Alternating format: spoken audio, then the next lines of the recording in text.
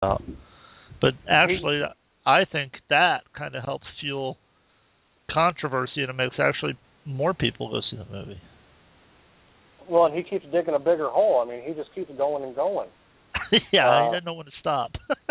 I don't have the quotes directly ahead of me right now, but he has said more since then. Yeah. And he just keeps digging a bigger and bigger hole. He had this whole diatribe that he put on, this whole rant that he put on his Facebook page, and I am not gonna to our millions and millions of listeners.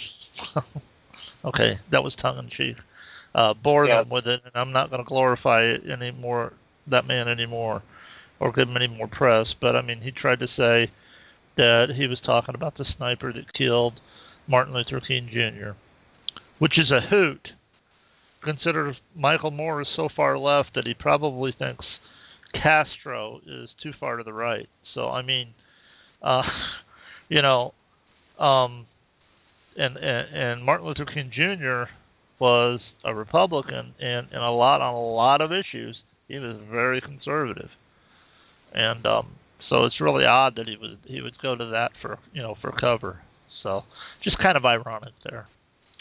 All right, our call-in number is 347-850-8231. This is Liberty2Go, Freedom Radio with Don King and Brandon Gatton, and we are waiting for some more callers here. Had a couple pop up, but then they just popped right back out. So evidently they didn't have a good connection. I wanted to touch base for the last part of this segment, Brandon, on the CBO deficits. The Congressional Budget Office has released a report talking about the deficits that are going to be left for us by our dear president, our fearless leader, once he's out of office. That's right, he's not done hurting this country.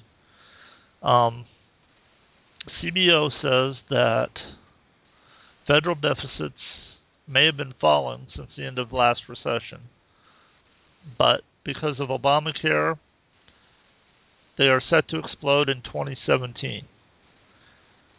The federal budget deficit reached an all-time high of $1.4 trillion in 2009, but that's going to be nothing compared to what's going to happen. I'm looking here at this, and it looks like $3 trillion easy over the next few years is going to be the deficits, and that's going to add to the debt. Obamacare, don't get me started. It never was about caring. It never was about getting... For the kind of money they spent, they said there were 45 million people that had no insurance, no medical coverage. Okay, fine. Even though that number was debunked, and it only boiled down to about 15 million people, because you had a lot of people that would be switching jobs, and for like 6 months they would go without coverage until their new job kicked in, or the coverage on their new job kicked in, so you might count those people. And then it counted all the illegal aliens that were in the country. So to say that there were 45 million people was just wrong, but we'll say there was. Let's just say there was. Let's say we'll go out and round up 45 million people and say, you guys now have no health insurance. For the money that we spent, we could have bought every one of them Cadillac Union policies that Obama doesn't like, and still had money left over. So it's not ever been about health care. It's been about redistributing wealth, and it's been about breaking our system down to where we can go to the Canada single-payer, totalitarian, top-heavy, from the top down health care system. And it's almost a misnomer to call it a health care system, because you look at Britain, there are women over there that are giving birth to children in hallways on gurneys because they have a shortage of doctors over there. Because whenever you go to medical school and you rack up all them debts, you don't want to go to work for the government and make no more than the nurse standing next to you that's helping you. And we're going to see it. I mean, it's just starting to get bad. It is just starting to get bad, and it's going to get worse. Have you had anybody close to you that's had any experiences with Obamacare, Brandon? Yes, very much so. A good friend of mine that lives right nearby. Obamacare has destroyed him. It really has. He had several specialist doctors, and they're all gone. I mean, when they gave him Obamacare, they said, "Okay, we're going to take away all your specialist doctors, and we're going to make one doctor take care of all your problems." That's crazy. You know, we have specialists for a reason. Yep. I was wrong. Total increase in outlays is going to be 2.5 trillion, not 3 trillion. I apologize for that. I was a half trillion off. So shoot me. But you're right. We do have specialists for a reason. And without going into details, I have a health condition, and I have to see specialists. And I no longer live in the great state, the People's Republic of Illinois. I live in another state now, and when I was in Illinois, I had a family doctor, and I had my specialist that I went to see. It was a team of them. And periodically, usually about once a year, they would put me in the hospital and administer some medicine to me that I needed. And it really helped me out. It kept me from visiting the emergency room in between times. It helped me with my endurance and stamina, and it was a good thing. The summer after Obamacare kicked in, or actually was signed, excuse me, because remember the Senate passed it on Christmas Eve, and great Christmas present there.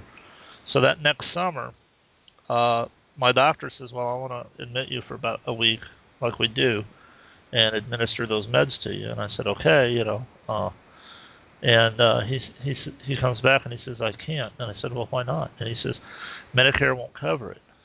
And I said, "Well, maybe my specialist can get me admitted for the same thing." And he said, "Well, all right." He comes back about 30 minutes later and he says, "No, they won't allow it at all." So I've not been able to go to the hospital since Obamacare became law to get that regimen of medicine that I need. And I have seen my health deteriorate to a big degree because of that. Can you elaborate on what exactly your problems are?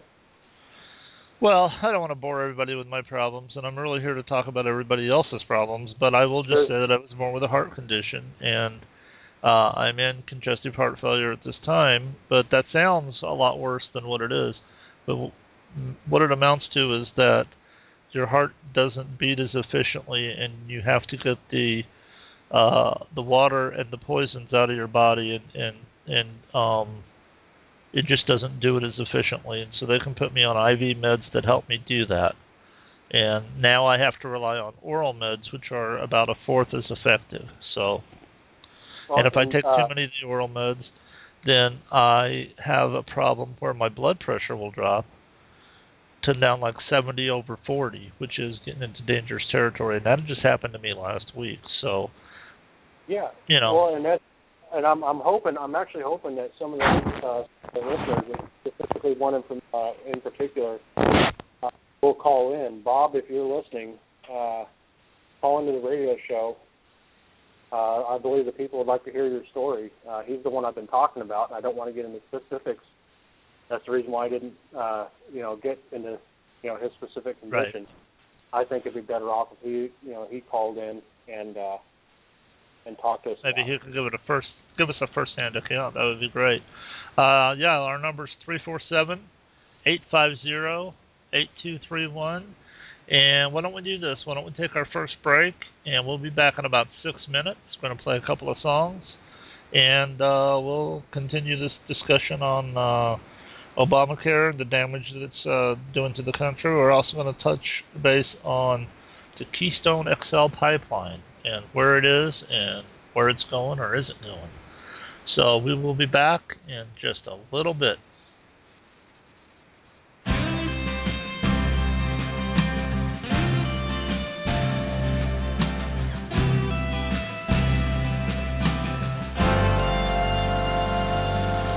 reporters on TV show protesters in the street. Someone burns a flag to show just how they feel. Well, I just can't believe my eyes as they spit on the stars and stripes. How can anyone feel that way for real? So if no one's taken time to tell you lately, here's a message that you should be hearing daily. Thank you, Army troops in tan and green, Navy, Air Force, and Marines. Thank you for doing what you do for the red, white, and blue. Thank you. Every time you take up arms is to keep us safe from harm and to keep this country free. Thank you. Thank you.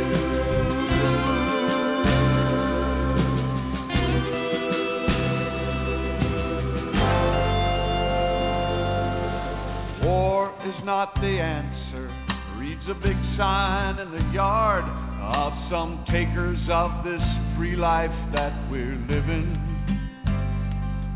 Now we all have a choice, the right to raise our voice, but what about those brave hearts out there giving?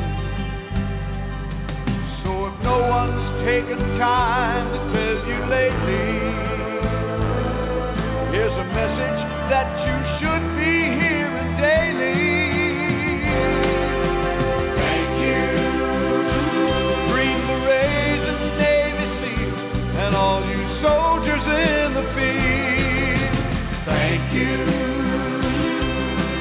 full-time and reserve. You don't get what you deserve. Thank you. Every time you take up arms, it's to keep us safe from harm and to help somebody get free. Thank you. Thank you.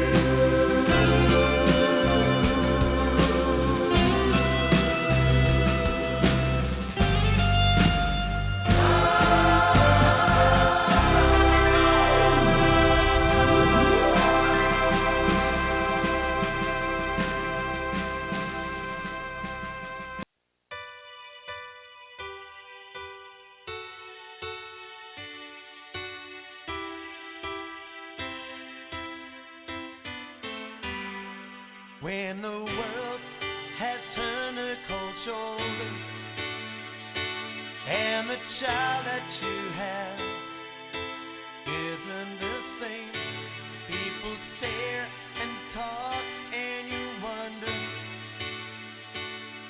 what's right or wrong, who is to blame. But with tenderness and love, we need a miracle to lift us up. When you open your heart, you find it's true. The miracle is you. There's a park at the end of the lane where little Johnny can go, neither can Jane.